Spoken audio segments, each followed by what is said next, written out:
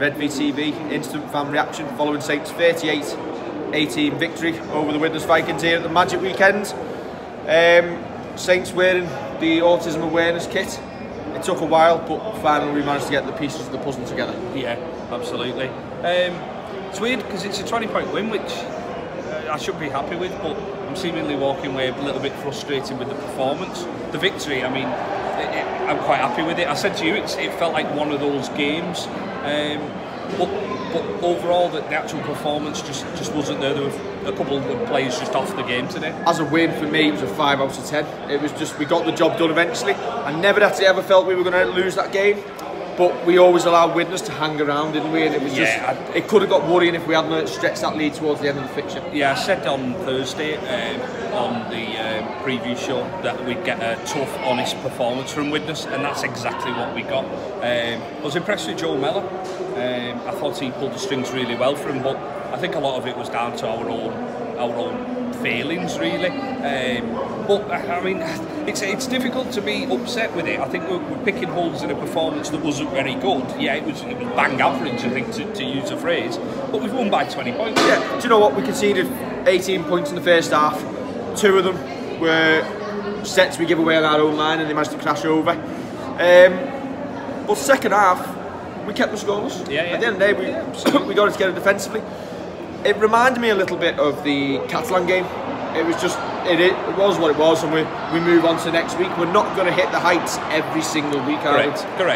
And it's, you know what, it'll come to the business end of the season when we're hopefully still involved, and we might have to put in a great performance in a semi-final for something, and then back that up in a final, not with a great performance, with a win. And that's the thing, it's having that mentality of winning, and that's what we've gone out and proved today. I see some of the comments on social media during the game and immediately after saying we were crap. Yeah, we've put nearly 40 points on the board and we've won by 20. It's just, that's how much the bar has been raised, hasn't it? I was just about to say, expectations do. We'd have lost that last year. Yeah, expectations go up and people are expecting more. And to be honest, I said 24 points, you said 42 on Thursday. I said more on my prediction comp, well, so we've lost money. Well, there we go. But by the by, we were expecting a comfortable win, and in the end, it was comfortable.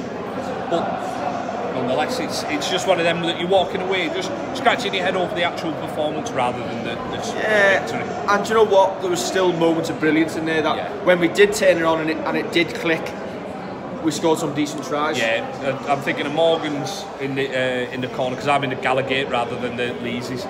We're actually hence the disguise. That's why I got a hat on. I didn't mean baldness.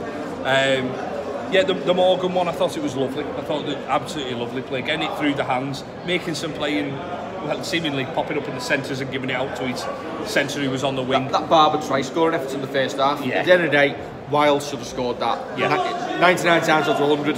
Ben Barber had absolutely no right to stop that try, and tremendous defence. And Kieran Cunningham-esque. Yeah, in that first half, Ben Barber, I don't think he got man of the match with Sky. I think it was Richardson, well, I heard Richardson's name put on. Ben Barber's set up 2 in the first half, scored 1, and then saved 1 at the other end. Yeah. And that's not a good Ben Barber performance by his standards, apparently. Probably not, but still enjoyable. The Cas fans who've been sitting in front of me have been asking whether Barber's going to stay out because they enjoy watching him, and that's what you get. Fans do want to see superstars in Super League.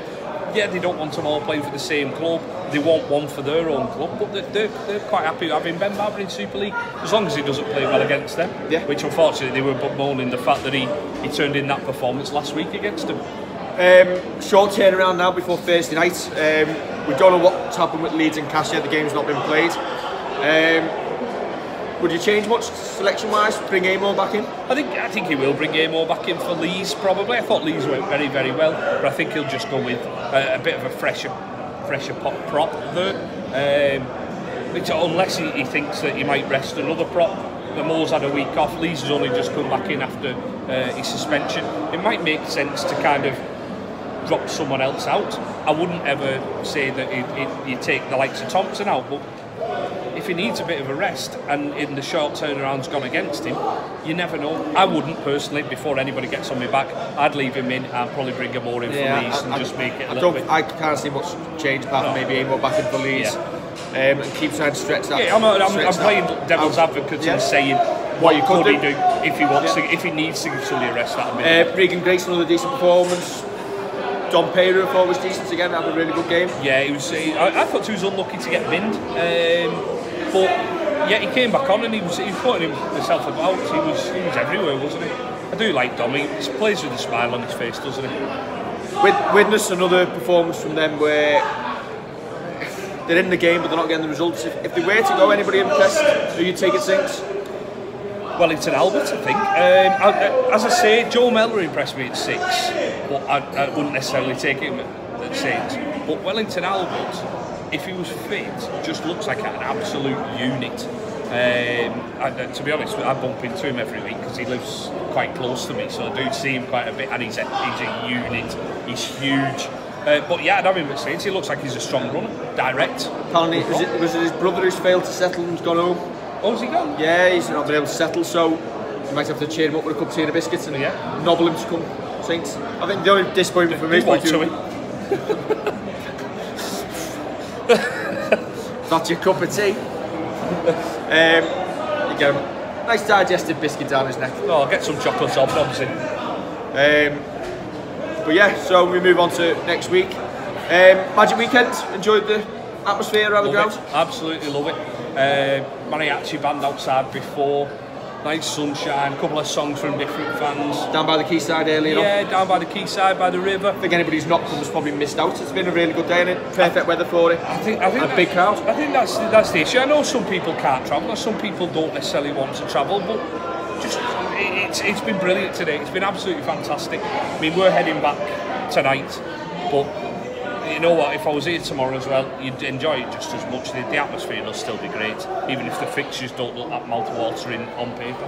If you'd have looked at them at the start of the year, though, you probably said they were all decent games. They probably will be quite close fixtures, at least for a change.